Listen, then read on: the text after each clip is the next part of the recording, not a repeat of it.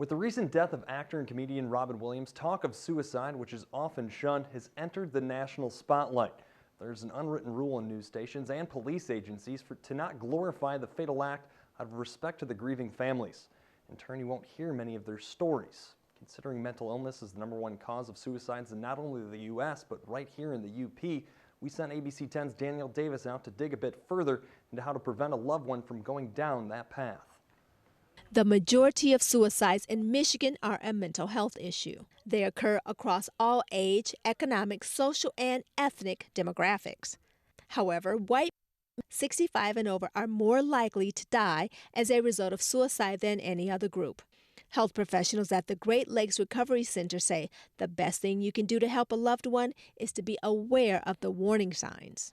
It can be as subtle as a change in mood, loss of interest in something that was really important to the individual, or it can be as overt as saying, telling someone I don't want to live anymore, or I don't know a way out. In the last 5 years, the Negaunee Post of the Michigan State Police responded to 186 suicide calls, 24 reported attempts, and 25 deaths by suicide.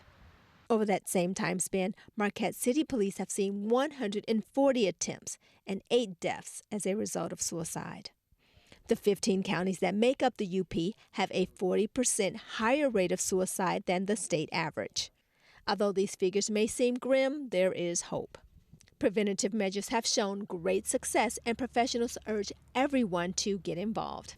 80% of the time, if someone has attempted suicide, if they've are stopped or intervened upon by somebody that's close to them, 80% of the time they don't try again.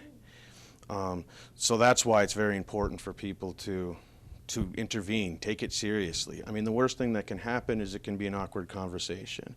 But, if you're wrong, it's an awkward conversation.